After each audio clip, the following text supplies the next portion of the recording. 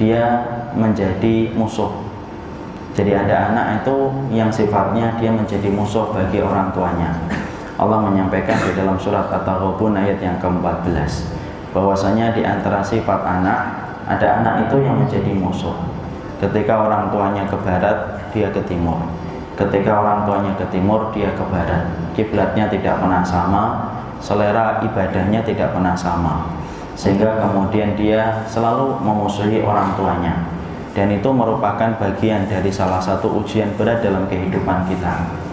Orang itu sekaya apapun, berlimpah materi sebanyak apapun, tapi kalau anaknya itu menjadi musuh, materi dan harta yang dia dapatkan terasa hambar, tidak ada rasa gurihnya. Semua harta itu ketika diiringi mendapati anak itu menjadi musuh. Makanya kita jangan heran kalau kita sering menjumpai ada berita-berita yang menyedihkan. Ada seorang anak berani menempeleng ibunya hanya karena tidak mendapatkan apa yang dia mau. Kita mendapati ada anak memukul orang tuanya ketika dia diingatkan oleh orang tuanya atas satu perkara. Bahkan yang terakhir, kita mendapati ada seorang anak meminta uang 500.000 kepada ibunya, lalu ternyata ibunya tidak mendapatkan uang itu karena tidak memilikinya. Dikejar ibunya, dipenggal kepala ibunya sampai putus. Dan yang lebih menyedihkan adalah ketika pembunuh seorang ibu diwawancarai, apakah kamu menyesal? Dia berkata, saya tidak menyesal, sembari ketawa. Di situ kita mendapati ada anak yang mereka itu menjadi musuh. Dan betul-betul ujian sebagaimana ujian Nabi Nuh akan dititipkan sebagian kepada kita. Ada anak-anak kita Pak yang mereka itu menjadi musuh, dan itu berat betul dirasakan.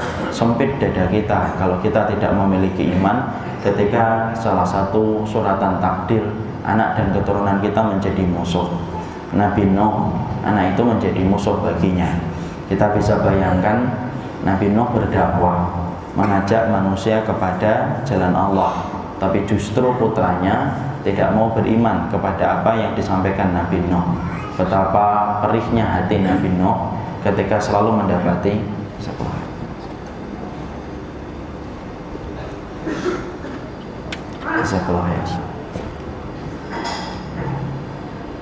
tehnya sudah disuguhkan, tinggal pisang gorengnya. Makanya kita begitu berat mendapati bagaimana Nabi Nuh ketika mendapati putranya selalu memusuhi dirinya. Itu pun secara fitrah Nabi Nuh tidak pernah memusuhi putranya. Makanya ketika kita mendapati gelombang air semakin besar, kapal yang dibuat oleh Nabi Nuh semakin mampu berlayar, dia mendapati Kan'an lari. Kemudian Nabi Nuh masih menawarkan, irkam ma'ana, naiklah kamu nak bersama kita. Tetapi anaknya justru berkata, sa'awi ila jabalin ya'simuni minal ma'. Tidak, saya akan naik ke puncak gunung yang akan menyelamatkan aku dari terjangan air. Disitulah kita menjumpai ada di antara kita yang ditakdirkan dengan ujian yang berat. Anak itu menjadi musuh, dan itu merupakan perkara yang bisa sangat menyempitkan hati kita dan bisa menjadikan hambar hidup kita ketika anak itu menjadi musuh. Tentunya kita harus paham, ketika anak itu menjadi musuh Pak, jangan buru-buru kita menyalahkan orang tuanya.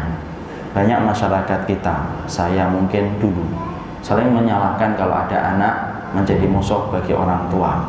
Kadang-kadang kita suka berkata, orang tuanya gimana sih nggak didik yang benar. Padahal kita juga harus paham, anak itu menjadi musuh ada dua sebab kata para ulama. Yang pertama, bisa jadi dia menjadi musuh karena memang itulah titipan ujian yang Allah berikan dalam hidupnya. Karena Allah itu memberikan sifat pada setiap orang yang beriman dengan dua sifat. Ada yang dilapangkan, dimudahkan urusan hidupnya supaya dia diuji dengan kesyukuran. Ada pula yang diuji dengan berbagai macam kesulitan supaya Allah menjumpai sifat sabarnya.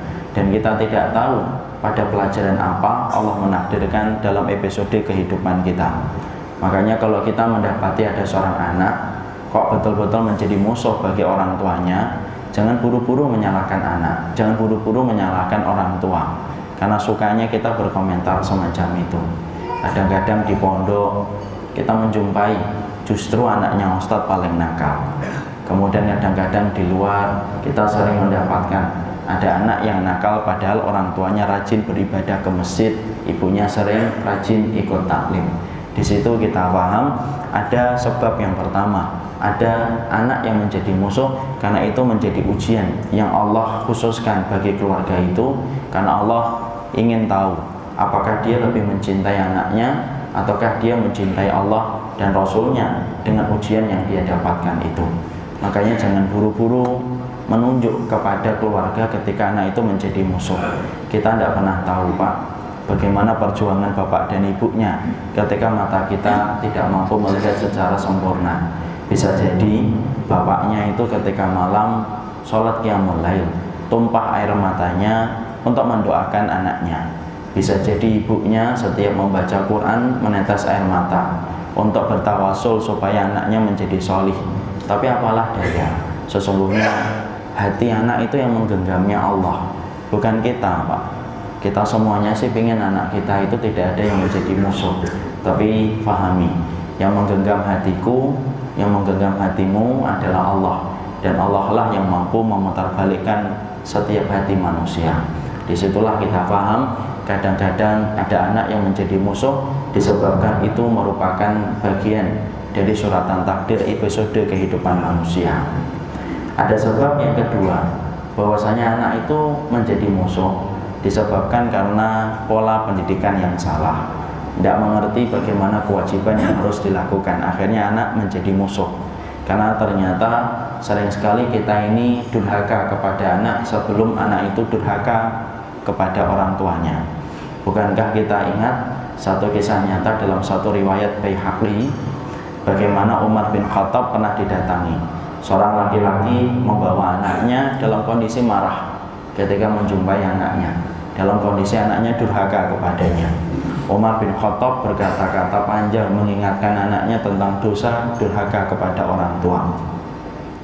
Maka kemudian ketika sudah selesai semua wajangan nasihat disampaikan Umar, anak itu meminta izin kepada Umar untuk berkata. Kemudian anak itu berkata, bukankah orang tua memiliki kewajiban? Iya. Apa kewajiban orang tua kepada anaknya? Disebutkan satu persatu kewajiban orang tua kepada anaknya. Lalu kemudian anak itu berkata, sesungguhnya bapakku tidak pernah melaksanakan kewajibannya kepada diriku dan tidak pernah memenuhi setiap hak yang engkau sebutkan tadi, wahai Amirul Mukminin. Maka Umar bin Khattab kaget. Disitulah Umar bin Khattab berkata kepada bapaknya yang tadinya sempat membela bapaknya. Umar bin Khattab kemudian mengatakan, engkau telah durhaka kepadanya sebelum anak itu durhaka kepada dirimu. Disitulah kita mendapati ada anak yang sifatnya itu menjadi musuh disebabkan pola pendidikan yang kurang benar. Anak itu kayak bayang-bayang kita, Pak, dari satu benda. Kalau ada benda yang lurus, maka bayangannya pun lurus. Tapi kalau ada benda yang bengkok, maka bayangannya pun bengkok. Jangan mengharapkan bayangan lurus kalau bendanya bengkok. Jangan mengharapkan bendanya itu, jangan mengharapkan bayangan itu tegak kalau kemudian kalau bendanya tidak tegak. Saya adalah bendanya, bapak bendanya, ibu bendanya. Anak-anak kita yang sekarang mungkin masih di rumah, kita tidak bangunkan ketika sholat subuh, lah itulah bayangan kita. Makanya ketika kita terkadang mengharapkan anak kita benar, tapi ternyata kita pun selaku bendanya tidak lurus. Dan jangan mengharapkan bayangan itu lurus ketika bendanya saja tidak lurus. Makanya inilah yang jadi perhatian kita. Kadang-kadang ada orang tua itu mengharapkan, nak, kamu sholat di masjid, tapi orang tuanya tidak pernah mencontohkan sholat di masjid, tidak pernah menempelkan kelingking kakinya kepada kelingking kaki anaknya. Maka itulah yang menjadikan kita paham ada sebab yang kedua, anak itu menjadi musuh, yaitu adalah karena pola pendidikan yang salah disebabkan orang tuanya tidak mengerti ilmu dan tidak memberikan contoh yang sempurna bagi kehidupan sang anak. Itulah yang kita pahami. Jadi kalau anak jadi musuh itu selalu dua ini, dan kita tidak ngerti. Dan jadi kalau kita melihat ada anak nakal, sudahlah husnudon saja kepada orang tuanya bahwasanya orang tuanya telah memberikan yang terbaik. Salah memaklumi itu jauh lebih baik daripada salah memvonis.